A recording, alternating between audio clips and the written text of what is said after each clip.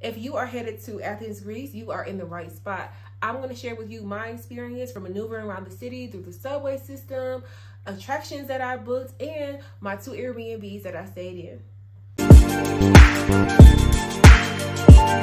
One of the things I loved about Athens was the metro system. When I arrived at Athens Airport, I took the metro to my Airbnb.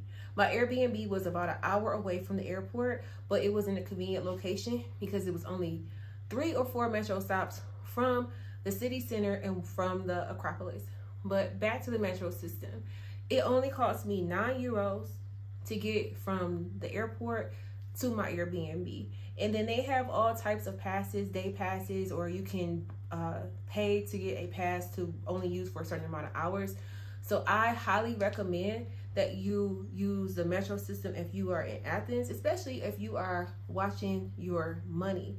It is very easy to use. Download the Move It app, or you can simply use Google Maps and it will tell you which metro to get on, how many stops to ride, and everything. So it was the best way to go. If you like travel vlogs or learning about personal finance and just general travel tips like this video, make sure to hit that subscribe button and notification bell so you won't miss a video when I drop it. I loved my first Airbnb in Athens.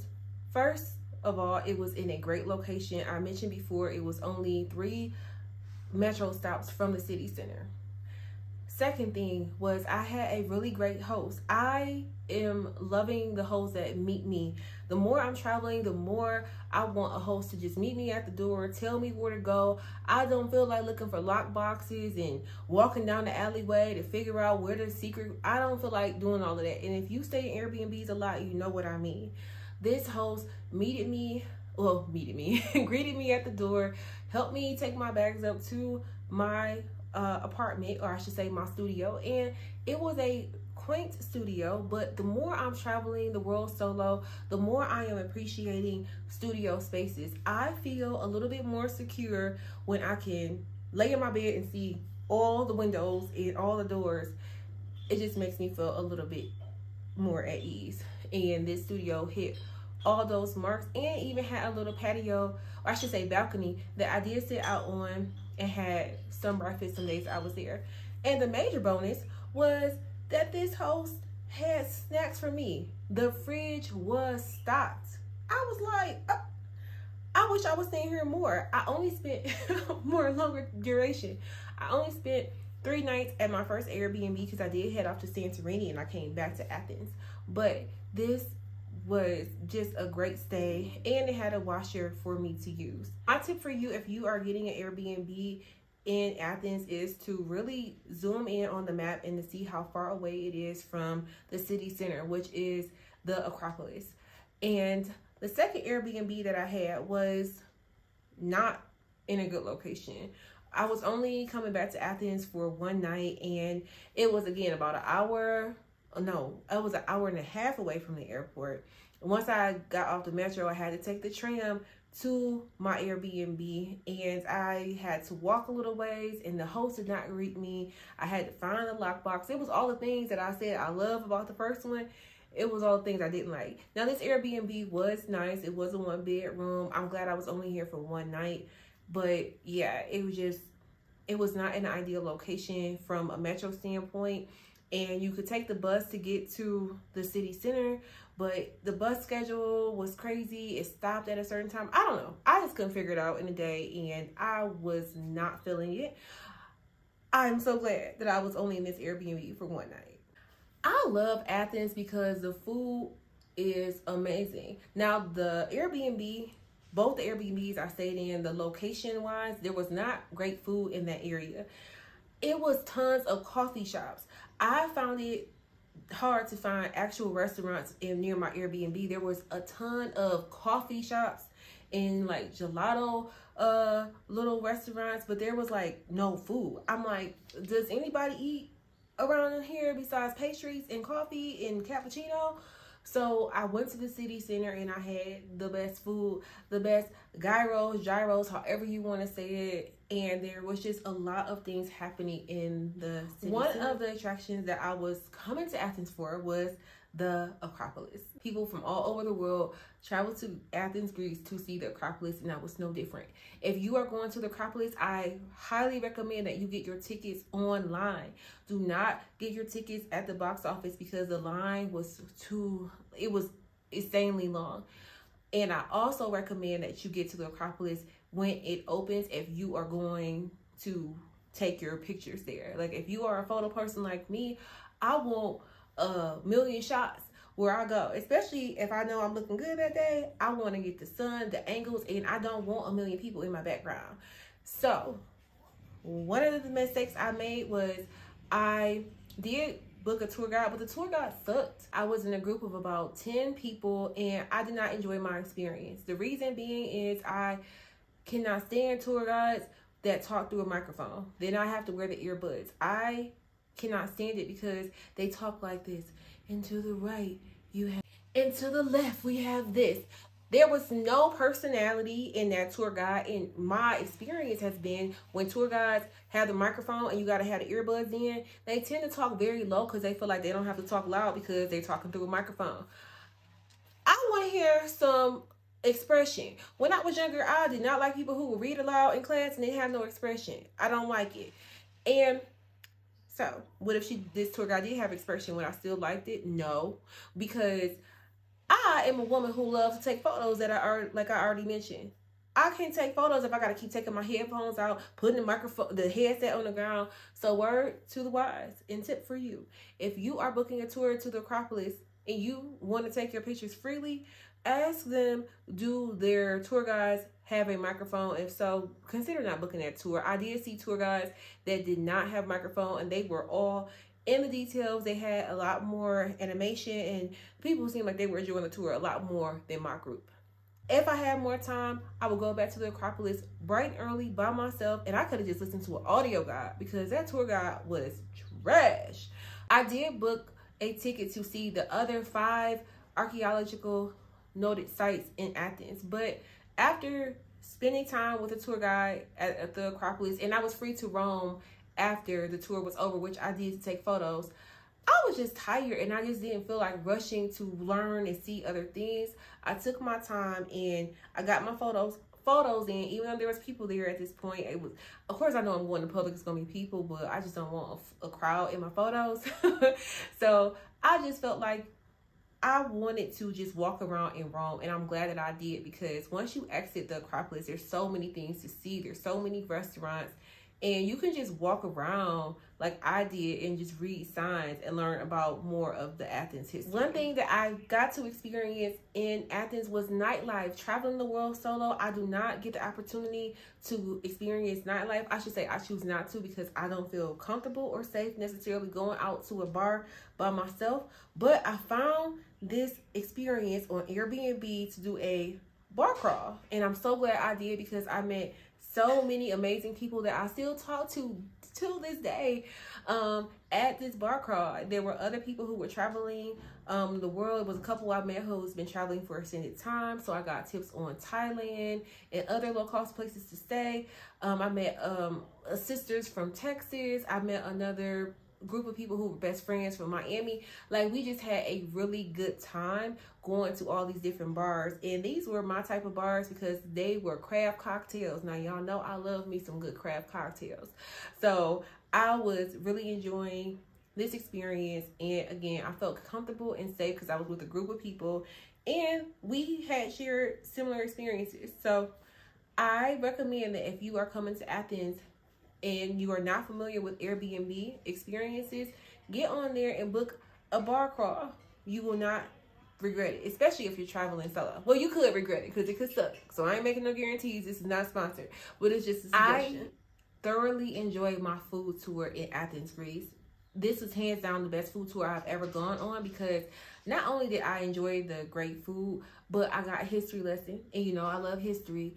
And we started the tour like at the beginning of how all meals are created, with some spice, with some seasoning. I know some countries in Europe don't know what seasoning is and spices, but they know what it is in Athens. And that's where we started the tour, which happened to be where the I can't think of her name on top of my head, where the host, where she lived, she grew up in this area.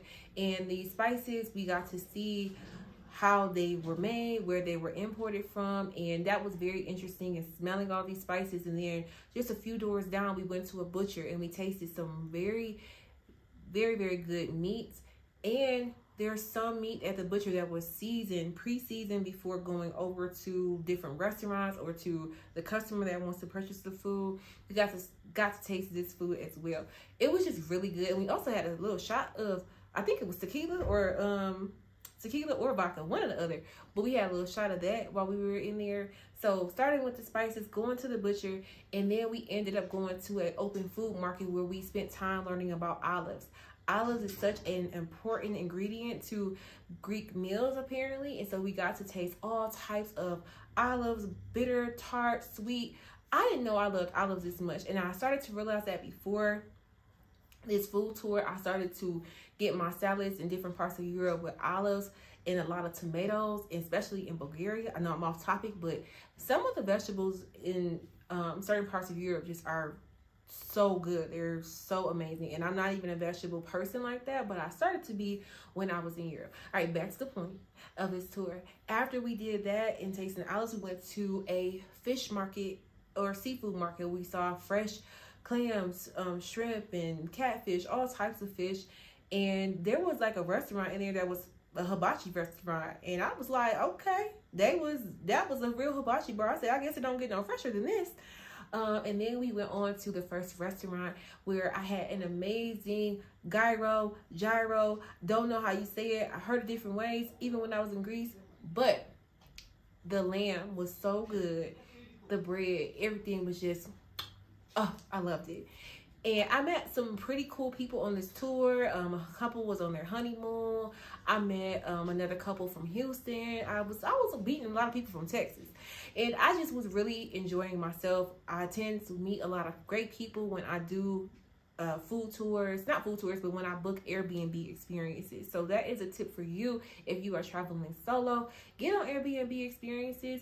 I tend to have a good track record with meeting people, and I still talk to a lot of these people to this day.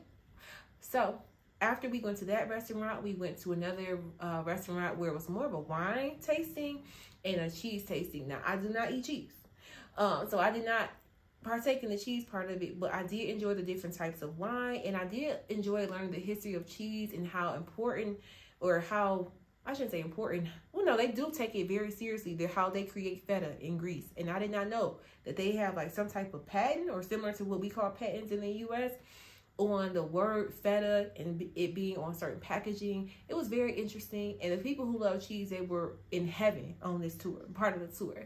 They had other finger foods, breads and olives again, olive spreads, but I was just there for the wine. And then we went to our final restaurant stop, which was like a soul food inspired seafood type of restaurant. And I was in heaven because I love seafood. So if you are at this, make sure you book food. The shopping in Athens got me. This is a dress that I got from Athens. I also got this bracelet, these earrings. I am only traveling with a carry-on. If you haven't seen that video, it's linked below. But I left Detroit with only a roll-on carry-on and shoulder bag. So I cannot really buy anything besides jewelry without having to swap something out for space. And I decided to buy this dress and a couple other things in Athens. It was just something about Athens, y'all. To me, they have unique accessories, in my opinion. A lot of, what was I gonna say? Souvenirs I wanted to buy for friends and family that caught my eye in Athens more than any other place. And it could have been because I was just genuinely enjoying myself. In the city center, which is where the Acropolis is, you can just walk and get lost. And I love cities that are like this, where you can just walk down streets and streets and there's shops after shops. Not necessarily because I want to buy everything, but I like to look at it, even if it's not even a shop for clothing, but just coffee shops. I just love pretty places. And I'm not going to say Athens is like pretty. It's not like a Paris or anything like that. But I do like that there's a lot of shopping opportunities, food opportunities, cafes, all around the Acropolis or the city center area. So if you are taking the subway or metro, Like I was saying in the beginning, the stop for the Acropolis takes you right there, and there's another stop that will take you right in the heart of everything as well. Euros is the currency that is accepted in Greece. Most places do take credit cards. I did not really run into a lot of instances where I needed to have cash outside of like smaller souvenir shops, or if you're getting street food, they tend to only take euros. So if you are coming to Europe for the first time, specifically Greece, I should say, USD is not going to be accepted. If you're used to traveling throughout North America, if you go to Mexico, they tend to take USD. That's not the same if you're coming to Greece. So make sure you come to Greece with USD to be able to change out at a currency exchange, or to be able to use your ATM to get euros out. Also, American Express is not widely accepted in Greece. So make sure you have a Visa or MasterCard. And also Discover, I haven't really seen Discover accepted anywhere really outside the US. So come with your Visa or your MasterCard when you are coming. I felt safe traveling throughout Athens early in the day, in the evening, at night. I felt fine. Now, I did mention I did do the bar crawl with a group of people, but I did meet a woman in Santorini, Greece. She said she went to the bars and clubs by herself and she didn't have any issues. She felt genuinely safe. I felt the same. I did after returning back to Athens from Santorini. I did not go to any clubs. I did go to a bar after I had dinner by myself, and I took the metro there, and I took Uber back. But in general, I felt fine. There have been some cities that I have been to where I'm like, I don't want to be out when the street lights are on, and I did not have that vibe in Athens. I did not experience any covert racism either. I have seen some YouTube videos about extreme racism in Greece. I did not personally experience that, thankfully, and I do plan to go back to Greece next year, and I may be going back. Let me know if you have any questions in the comments, and do me a favor, share this video on your social media if you care, and be sure to watch the next video on screen, and I will see you on the next one. Bye.